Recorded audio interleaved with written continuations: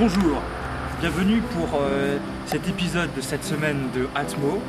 Nous sommes ici en Moselle, dans la région Lorraine, non loin de la Sarre, cet important affluent de la Garonne dont le trafic fluvial fait vivre toute cette communauté.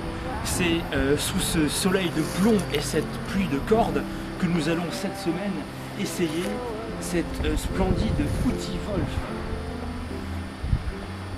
Sommaire donc de cette semaine, l'essai de cet outil Wolf NBT 41 autotracté, un reportage signé Anthony Dufourtz.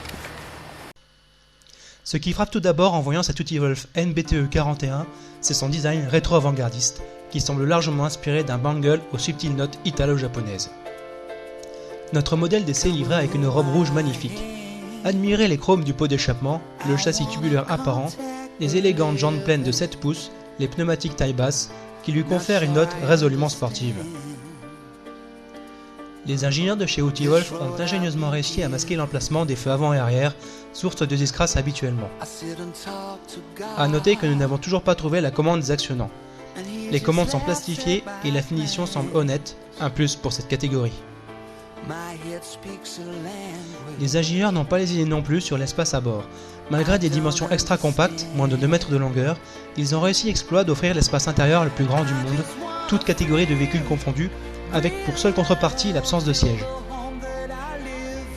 L'outil Wolf NBTE 41 est équipé d'un monocylindre 4 temps d'une cylindrée de 100 cm3.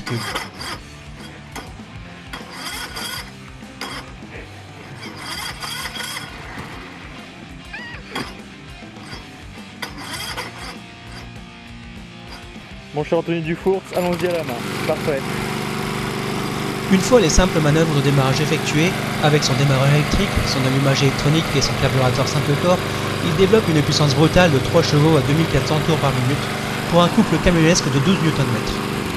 L'échappement libre lui confère une sonorité rauque et bestiale, plus envoûtante que n'importe quel V12 italien et qui laisse augurer de la pâtée qu'il va mettre à tous les TDI qu'il va croiser. Les performances sont cependant assez décevantes. Atteignant une vitesse de pointe de seulement 3 km/h, il ne nous a pas été possible de mesurer ses performances sur le 0 à 100 km/h, ni d'effectuer de tests de reprise.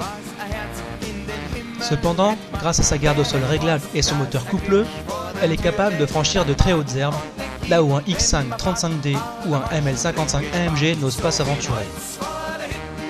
En revanche, l'absence de direction assistée ne facilite pas les manœuvres de parking.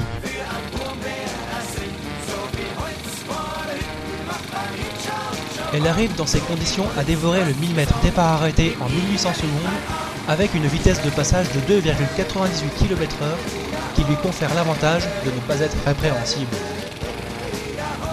La tenue de route est impeccable, mais la motricité pêche sur route humide de par son micro motrice et sa montre slick d'origine. Le freinage, quant à lui inexistant, est largement rattrapé par un frein moteur facile à doser. La vie à bord n'est pas aisée. Le moteur, bien que mélodieux, est bruyant à la longue et les vibrations sont mal filtrées. En outre, l'absence d'assise, même si elle permet d'emmener autant de monde qu'on veut, s'avère être fatigante sur les longs trajets, d'autant plus que la bête n'est pas rapide, même si elle arrive à maintenir son allure même dans les plus importantes côtes. Notons tout de même l'ingéniosité des rangements permettant d'entreposer de la verdure à défaut de porte-gobelets.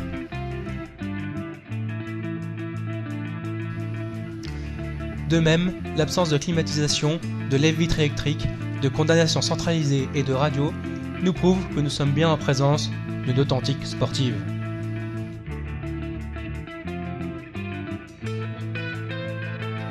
L'autonomie reste cependant très correcte et on ne passe jamais à la pompe, mais plus au jerrycan.